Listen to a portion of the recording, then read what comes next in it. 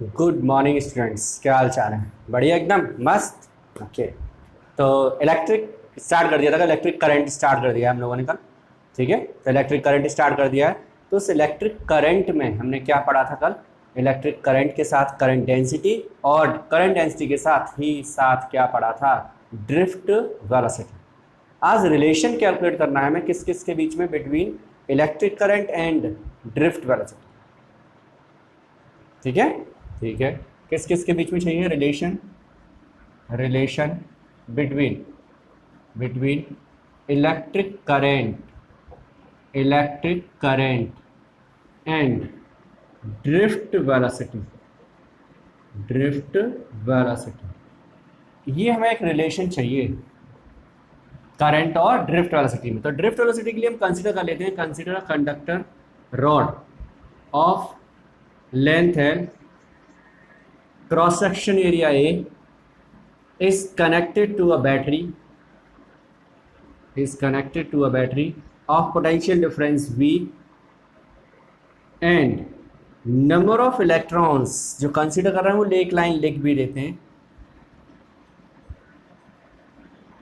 Number of electrons per unit volume is small N. इसे हम बोल देते हैं इलेक्ट्रॉन डेंसिटी भी है, इलेक्ट्रॉन डेंसिटी। तो number of electrons per unit volume कितना है? Small N. Number of electrons per unit volume is small N. ठीक है, तो इसका टोटल वॉल्यूम क्या होगा? A into N. तो total number of electrons calculate कर सकते हैं। अच्छा, इलेक्ट्रॉन्स कैलकुलेट क्यों कर रहे हैं? रीजन क्या है? रीजन क्या है? हमें क्या चाहिए? हमें चाहिए इलेक्ट्रिक करंट और ड्रिफ्ट वेलोसिटी रिलेशन। तो इलेक्ट्रिक करंट का formula we know that electric current I is equal to क्या होता है? Q over T। सही है, the rate of flow of charge is known as electric current. I is equal to Q over T। तो हमें क्या चाहिए? Q calculate करना पड़ेगा। Q क्वांटाइजेशन प्रिंसिपल से भी पता है हमें, we know that by principle of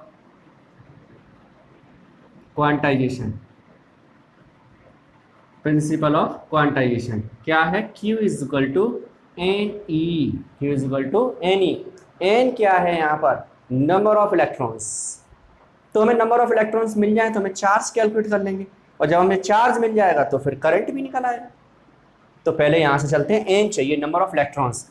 ये हमने कंसिडर कर लिया। Length of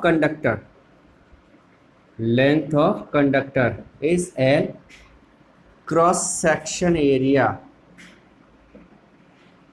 is a. Length L हो गई, क्रॉस सेक्शन एरिया कितना हो गया? ए। क्रॉस सेक्शन एरिया हो गया। So volume of conductor, volume कितना होगा? क्रॉस सेक्शन एरिया में लेंथ का मल्टीप्लाई कर दो, ये वॉल्यूम तैयार, ए इंटू एल। ठीक है, तो ये टोटल वॉल्यूम आ गया। ये क्या है? Number of electrons per unit volume. तो फिर नंबर ऑफ इलेक्ट्रॉन या कहो total number of electrons will be कितना होगा? N into volume. ये है पर यूनिट वॉल्यूम, तो वॉल्यूम को मल्टीप्लाई कर दो तो टोटल नंबर ऑफ इलेक्ट्रॉन्स आ जाएंगे हमारे पास। N A L, equation number first, this is number of electrons. इस पूरे कंडक्टर में इतने इलेक्ट्रॉन्स हैं एन। इससे हमारे पास क्या आ जाएगा? Charge.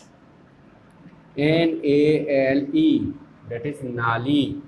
Q is equal to N A L. N की वैल्यू पुट कर दी तो Q की वैल्यू आ गई। Q की वैल्यू को यहाँ पुट करो तो करंट आएगा। I is equal to Q N A L E over T। अब इसमें क्या करना है? I is equal to N A E L over T। देखो जो है वही लिखा है, N A E L over T. L क्या है? Length of the conductor. T क्या है? टाइम। डिस्टेंस ओवर टाइम क्या होता है? वेलोसिटी। डिस्टेंस अपॉन टाइम क्या है? वेलोसिटी।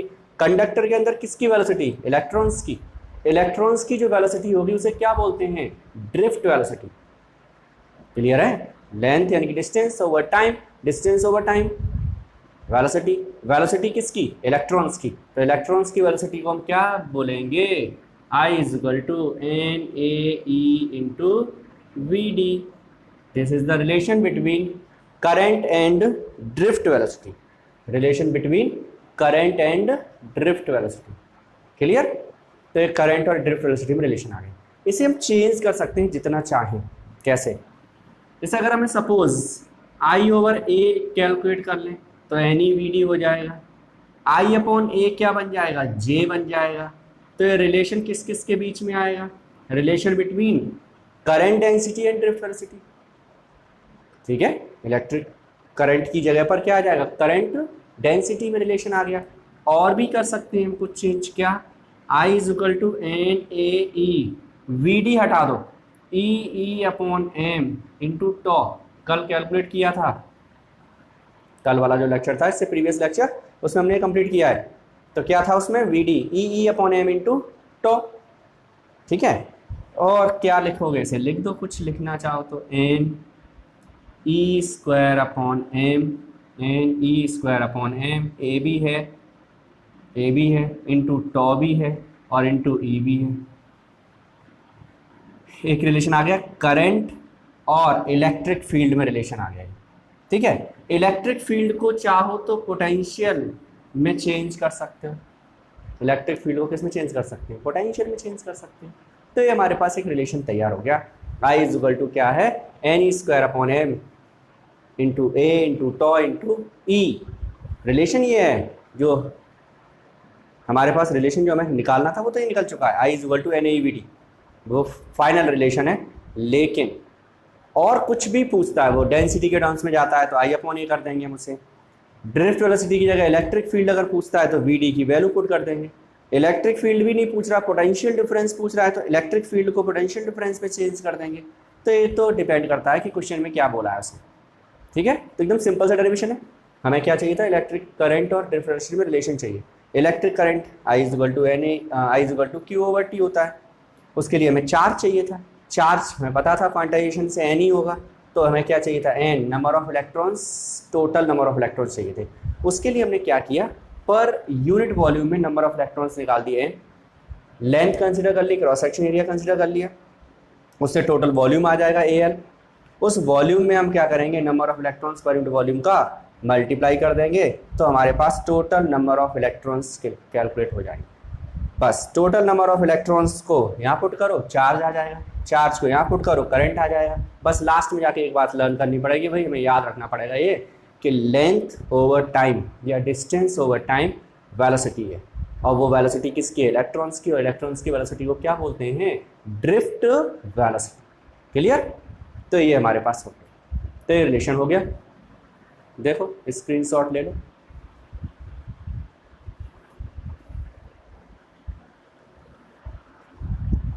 कंप्लीट।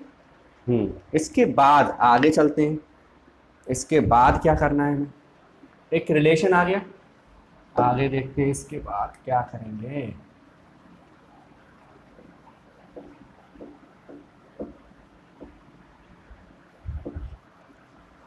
कंडक्टर और इंसुलेटर तो बहुत पहले से पढ़ रखा है ना? हाँ, पढ़ रखा होगा सबने। क्या था?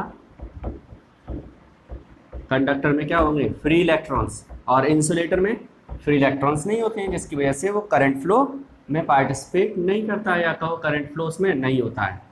ये तो याद होगा, बिल्कुल याद होगा सबको। अब हमें क्या करना है? ओम्स लॉ स्टडी करना है, और वो हमने 10th क्लास में बहुत अच्छी तरह से ढंग से पूरा क्लियर किया हुआ है ओम्स लॉ, और वही टॉपिक 12th में आ गया, तो इतनी अच्छी बात कहाँ हो सकती है? Ohm's law. Ohm's law, Ohm's law तो पता ही है क्या है, कि कोई भी कंडक्टर है हमारे पास, उस कंडक्टर की फिजिकल कंडीशंस को क्या करना है? हमें क्या रखना है? कांस्टेंट, स्टेबल रखना है, यानी कि उसकी फिजिकल कंडीशंस में कोई चेंज ना हो। फिजिकल कंडीशंस क्या हो सकती हैं? That is area, length, pressure, temperature, ये चेंजेस ना हो। Then potential difference across the conductor is directly proportional to the current in the conductor.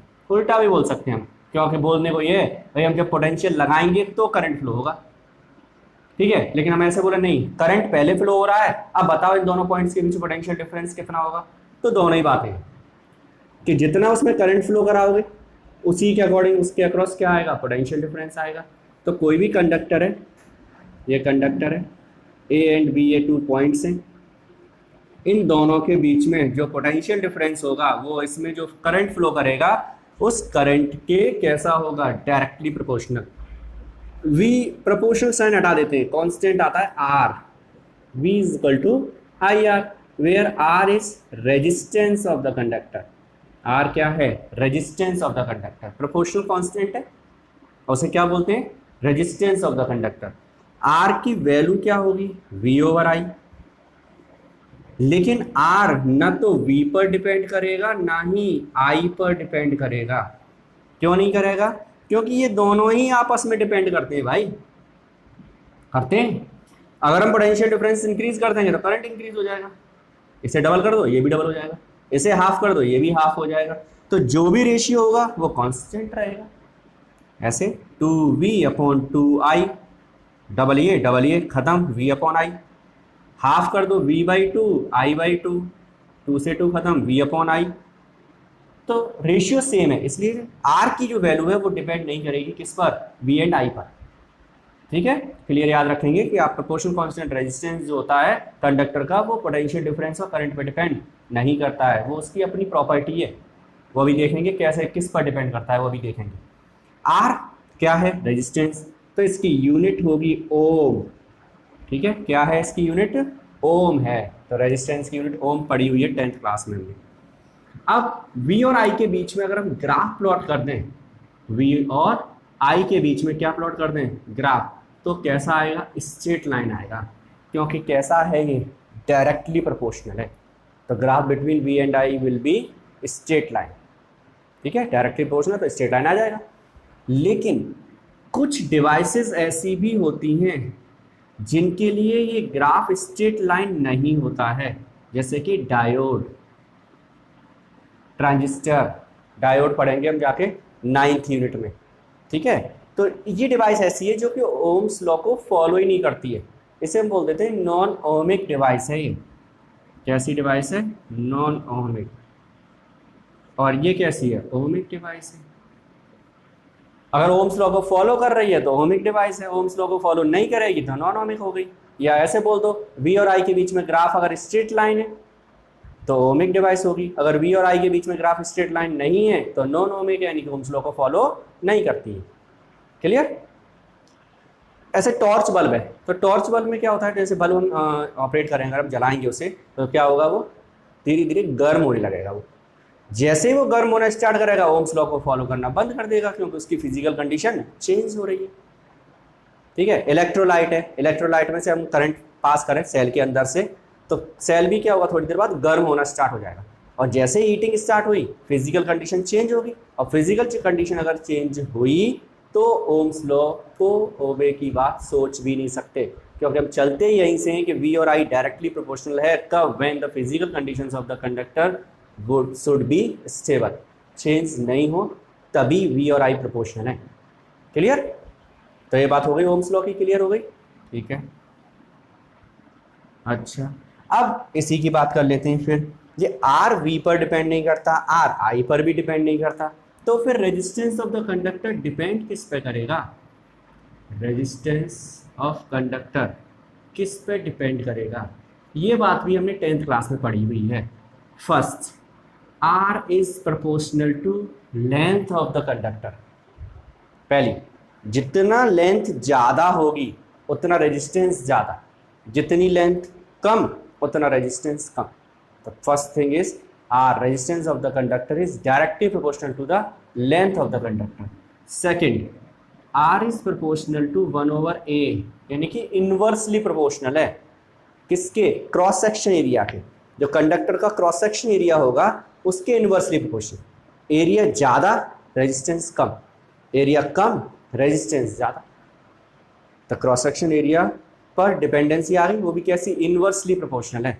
कैसे आई, कंडक्टर होगा जो भी हमारे पास हो, कंडक्टर वायर होगा, तो कंडक्टर वायर का एरिया ज़्यादा मतलब थिकनेस ज़्यादा है, तो थिक वायर का रेजिस्टेंस कम होगा, थिक वायर, थिक वायर का मतलब एरिया ज़्यादा हो गया, एरिया ज़्यादा होगा रेजिस्टेंस कम हो जाएगा, तो थिक वायर का रेजिस्टेंस कम होगा और थिन वायर पतला होगा तो रेजिस्टेंस ज़्यादा होगा। तो रेजिस्टेंस किस पे डिपेंड करता है? एरिया पर। थर्ड, और डिपेंड करता है उसके नेचर पर, और डिपेंड करता है उसके टेम्परेचर पर। नेचर पे भी डिपेंड करता है, जैसे एल्यूमिनियम का वायर है तो उसका रेजिस्टेंस अलग होगा, सेम क्रॉस सेक्शन और सेम लेंथ का कॉपर लेंगे तो उसका रेजिस्टेंस अलग होगा। टेम्परेचर अगर चेंज कर देंगे तो भी रेजिस्टेंस चेंज हो रहा है। तो रेजिस्टेंस किस पे डिपेंड करता है? नेचर पर और टेम्परेचर पर। तो हम इन्हें कंबाइंड कर देते हैं। सो क्या करेंगे? R is proportional to L upon A, proportional sign हटा दो, कांस्टेंट आएगा rho L upon A, where rho को क्या बोलते हैं? Resistivity. Rho is resistivity of the conductor, और स्पेसिफिक रेजिस्टेंस भी बोल देते हैं इसे। दो वर्ड हैं इसके लिए, कौन कौन से हैं? They first one is resistivity of the conductor और second is specific resistance of the conductor. Rho constant है, प्रोपोर्शनल कांस्टेंट है, R proportional L upon A, combine कर दिया इन दोनों को, प्रोपोर्शनल हटाया तो आया रो, और रो को हम क्या बोलते हैं? रेजिस्टिविटी। ठीक है, रो क्या है? Resistivity of the conductor. Define करना चाहो अगर तो कर दो, आर रो के इक्वल होगा कब? जब एल और ए 1 होंगे। ठीक है, यही डेफिनेशन बन जाएगी। क्या होगी definition? The resistance of the conductor will be equal to the resistivity of the conductor for unit length and unit cross section area of the conductor. अगर कंडक्टर का area, cross section area unit है और उसकी length भी unit है, मतलब suppose 1 metre length, 1 metre square का cross section area, तो इसका जो रेजिस्टेंस होगा वही इसकी रेजिस्टिविटी भी होगी। ठीक है, क्लियर होगी definition? Per unit area per unit length the resistance of the conductor will be equal to the resistivity of the conductor. ठीक है, तो ये डेफिनेशन बन गई। यूनिट क्या होगी? What will be the unit? Unit निकाल देते हैं। Rho is equal to R A upon L, rho is equal to R A upon L. R क्या है? Ohm, length area metre square, length metre, इससे cancel, क्या बचा? Ohm metre. क्या बचा? Ohm into metre. तो रेजिस्टिविटी की जो यूनिट होगी वो क्या होगी? ओम मीटर होगी। तो unit of the resistivity will be ohm metre.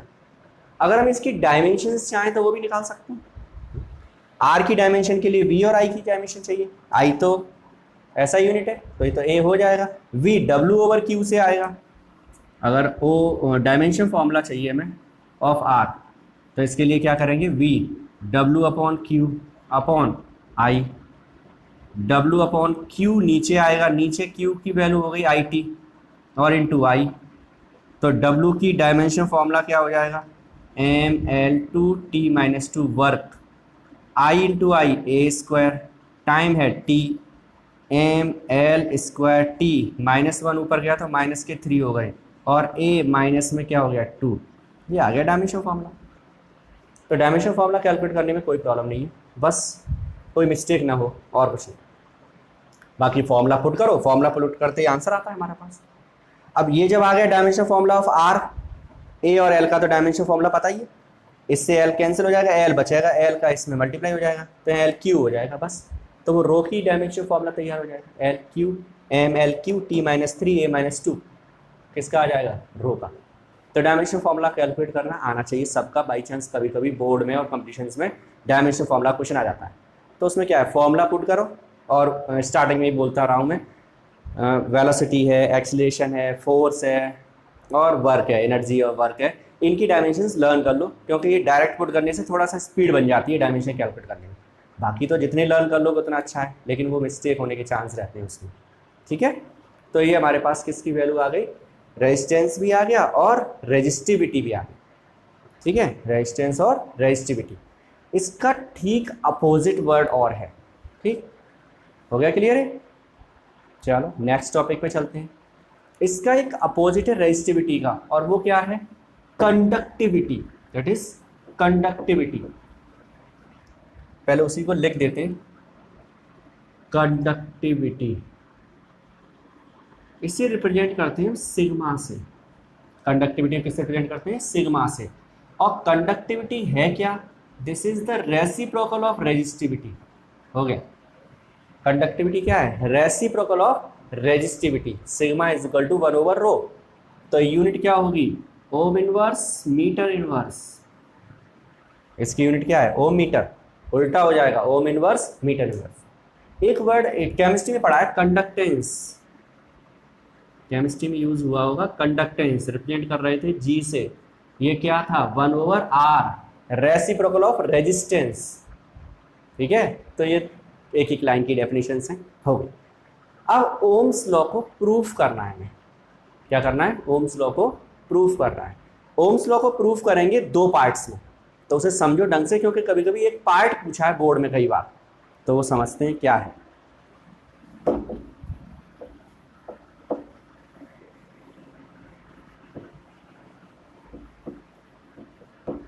Proof of Ohm's law.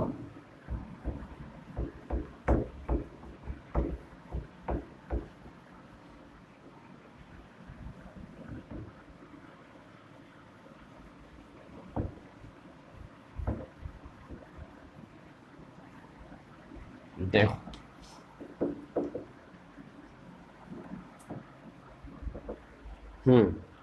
अब हमें क्या चाहिए? प्रूफ कर रहे हैं हम इसका। किसका? Ohm's law. प्रूफ करने के लिए हम क्या करेंगे? इसके दो पार्ट्स कर देंगे। मैंने पहले बोल दिया दो पार्ट्स क्या है। एक तो हम पहले निकालेंगे J is equal to sigma E, इसे निकालेंगे पहले। इसे हम बोलते हैं microscopic form of Ohm's law. क्या है ये? ओम्स लॉ की माइक्रोस्कोपिक फॉर्म भी बोल देते हैं इसे। कभी कभी इतना ही पूछ दिया है, proof that J is equal to sigma E board में, और ओम्स लॉ के बीच में आ जाएगा ये प्रूफ। तो पहले मैं J, E और सिग्मा इसमें चलते हैं, ठीक है। फिर उसके बाद V is equal to IR proof कर देंगे। कैसे करेंगे? देखो, प्रूफ एकदम सिंपल सा प्रूफ है, बहुत सिंपल है। हम सबसे पहले वी नो दैट रिलेशन लिख देते हैं जो आज हमने कैलकुलेट किया, relation between I and VD। क्या था? I is equal to NaEVD। इसकी हेल्प से चलेंगे। अब देखो, J चाहिए, इसी से कर रहे हैं चेंज। J चाहिए तो I/A कर लो, चलो NeVD। ये हो गया J is equal to NeVD।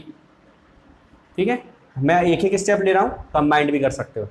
अब हमें क्या चाहिए? E चाहिए, और E इसमें आता है। आता है? हाँ आता है।